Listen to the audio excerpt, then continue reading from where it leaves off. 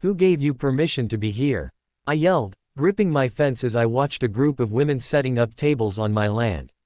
Balloons, coolers, and banners, all with the same bold letters, HOA Annual Picnic. The blonde in the middle turned around, holding a clipboard like it was a badge. Excuse me, this is community property, sir.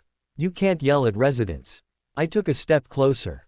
This isn't community property. This is my land. She gave a fake smile that could cut glass. Oh, you must be the new tenant.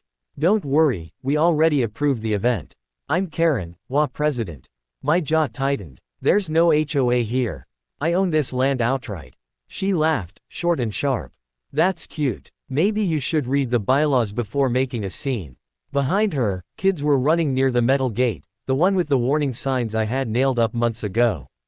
She ignored them completely. I pointed toward the gate. You really don't want to be near that area.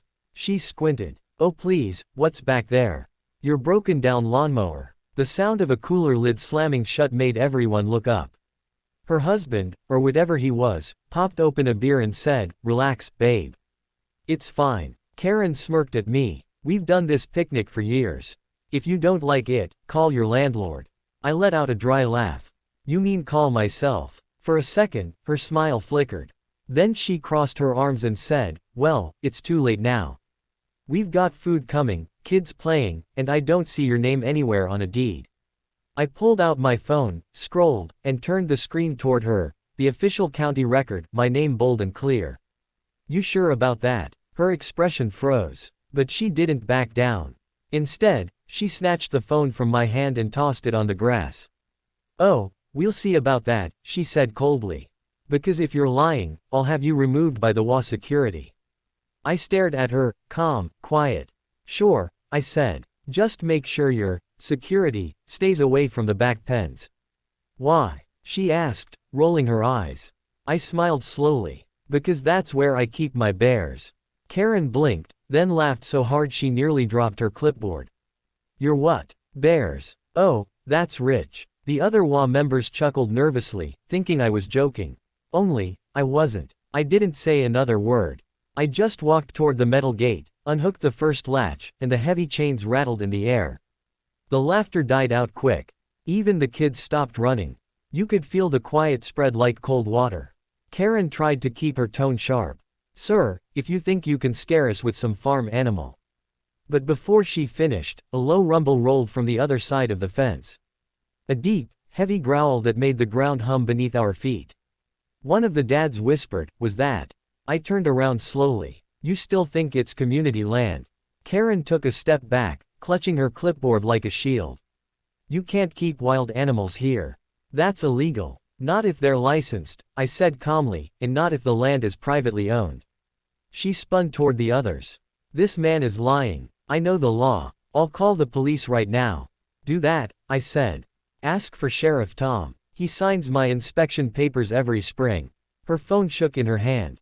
She dialed anyway, trying to sound confident, but her voice cracked halfway through. "Yes, there's a dangerous man threatening residents, yes, with animals." I could hear the dispatcher on the other end, muffled, but whatever they said made her expression twist. I see," she muttered, lowering her phone. "What did they say?" I asked quietly. She swallowed. "They said, you're on your own land. And, you're registered with the county as a wildlife handler." Her voice dropped to a whisper. But everyone heard it. A few of the families began packing up their food. One woman said, "Karen, maybe we should just move to the park." But Karen's pride didn't let her back down. She pointed her finger at me. "You think you can scare me with fake papers and trained pets? I'm not done with you." I tilted my head. "You sure you want to test that theory?" Before she could reply, the sound of snapping wood echoed through the trees. One of the side gates had been nudged open from the inside. Karen froze. Everyone turned toward the sound. Then came a low growl, followed by a heavy thud of paws on dirt. I didn't move. I just said softly, "Told you, don't go near the pens." Karen's scream cut through the air as a massive shape moved behind the fence, a shadow, slow and heavy. People scattered, grabbing their kids and coolers, shouting over one another. I didn't move. I'd been through worse storms than this one. Karen stumbled backward, her clipboard falling into the grass. This is insane. You can't keep grizzly bears here. Her voice shook, but her pride still clung tight. I told you, I said, calm as stone. Everything here's legal. My bears are part of a rescue program. The big one, Bruno, lumbered to the gate, sniffing the air. His deep brown coat shimmered under the sunlight, muscles rippling like quiet thunder. The chain link groaned as he leaned against it, curious but calm. One of the HOA husbands shouted, "Call animal control." Karen spun, frantic. "Yes, do it now. I want this man arrested." But before he could pull out his phone, a white county truck rolled up the dirt road.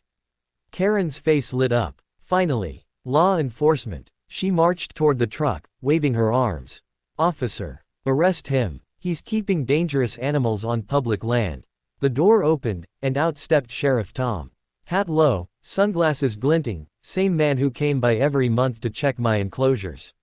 He nodded at me first. "Afternoon, Nate." "Afternoon, Sheriff," I said, crossing my arms. Karen blinked. "Wait, you know him?" Tom smirked. "Know him. He helps us with wildlife rescues. Half those bears came from illegal breeders your HOA reported last year." Karen's mouth dropped open. That's impossible. He's just some hermit with a fence." Tom stepped closer. "Ma'am, this hermit served 2 tours as a wildlife specialist for the military. He's the only reason those bears are alive." For the first time, Karen had nothing to say. The crowd behind her went quiet. You could almost hear her pride snapping like dry wood. Then, trying to save face, she said, "Well, fine. But he can't block public events. This land is still under HOA boundaries." Tom took off his shades, looked her dead in the eye, and said, "No, it isn't. We just ran a property line audit last month.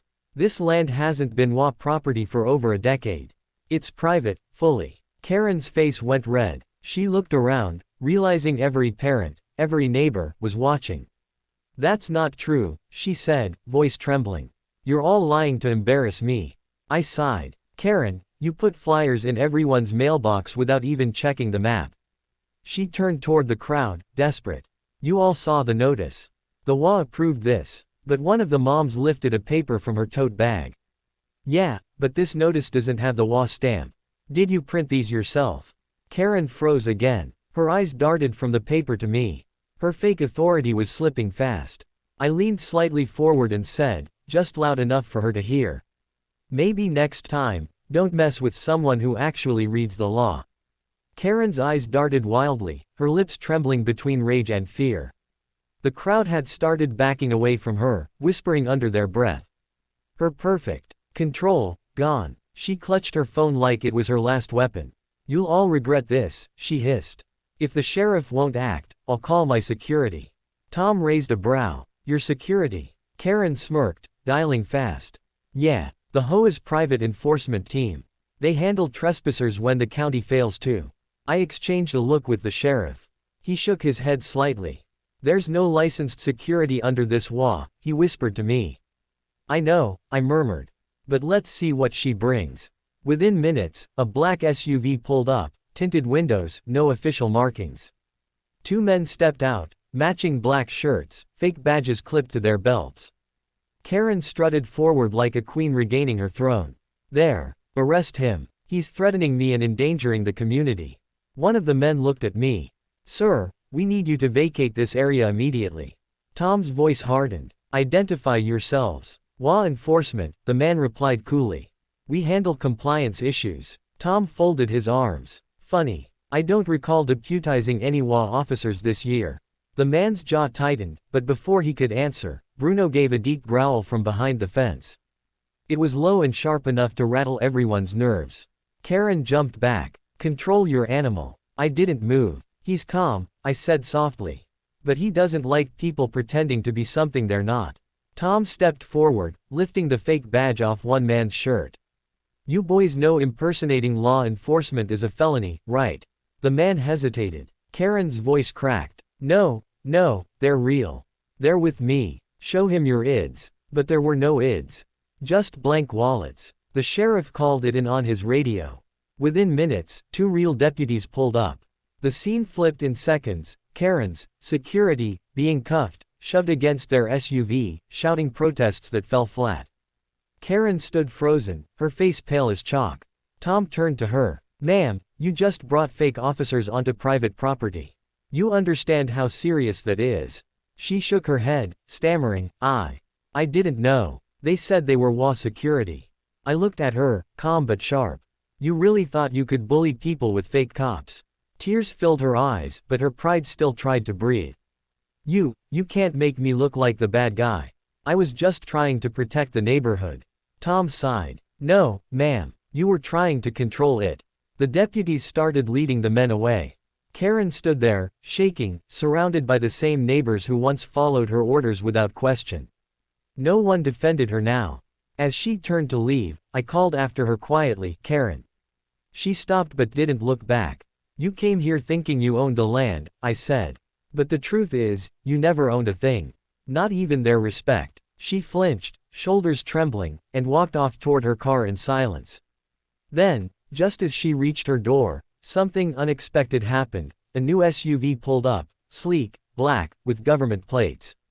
Tom frowned. That's not one of mine. I narrowed my eyes. Karen turned, confused, and a man in a gray suit stepped out, holding a file with both our names on it. The man in the gray suit closed his door carefully, the sound sharp in the sudden silence. He walked toward us with slow, deliberate steps, his eyes unreadable behind dark glasses. Everyone went still, even the bears behind the fence quieted down. Afternoon, he said, his tone calm but heavy. I'm Agent Brooks, Federal Wildlife Division. I need to speak with Nathan Hale. I stepped forward, wary but steady. That's me. He nodded, flipping open the file. We received a report about potential unauthorized wildlife housing on restricted land. Karen's head snapped up, hope lighting her face again. See, I told you he wasn't legal. But Brooks didn't even glance her way. He kept his eyes on me. Thing is, he continued, we already reviewed the case this morning.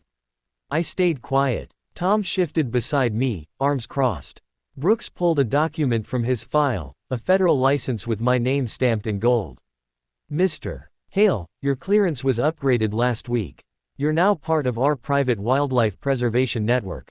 Which means this land isn't just yours. He looked straight at Karen. It's under federal protection. Karen's jaw dropped. Federal protection. What are you talking about? Brooks shut the file. It means this man has higher clearance than your entire HOA. And anyone trespassing here could face federal charges. The crowd gasped. One of the dads muttered, oh, man, while a kid whispered, he's like a secret ranger or something. Karen staggered back, shaking her head. No, that's not fair. He's lying. You're all lying. Brooks turned slowly. Ma'am, the only person who lied today was you. You forged HOA notices, impersonated authority, and endangered a protected species. Tom stepped forward. Agent, I've got full video of today's event from my dashcam. That should help your report. Brooks nodded. Appreciated, Sheriff. We'll add her to the list for local prosecution. Karen's face twisted, part disbelief, part panic. You can't arrest me. I was just trying to organize a picnic. Brooks's tone stayed flat. A picnic on government-monitored wildlife land. With children. And forged enforcement officers. That's not a picnic, ma'am. That's reckless endangerment. The deputies guided her gently but firmly toward the patrol car. She screamed once, I'll sue all of you, but no one even turned their head. When the cars finally rolled away, the crowd began to disperse, still whispering, half in shock, half in awe. Tom clapped me on the shoulder. Guess you've got more friends in high places than I thought. I smiled faintly. Just doing my job, Sheriff. Brooks paused before leaving. You handled that well, Hale. Not everyone would have stayed calm. Had to, I said quietly. Bears don't like loud voices. He smirked, got in his SUV, and drove off down the dirt road. The sun was starting to set, lighting up the pines in gold. Bruno leaned against the fence, watching the road with his sleepy eyes. I reached over, scratching behind his ear through the wire. Easy, big guy. Show's over. Then I looked back at the empty picnic tables, abandoned food, paper plates fluttering in the wind. Funny thing, I murmured to myself. They thought I was the threat. I paused, smiling a little. But all I ever did was protect what's mine. Viral line, closing quote. Greater than, I didn't fight for this land to be told I can't stand on it.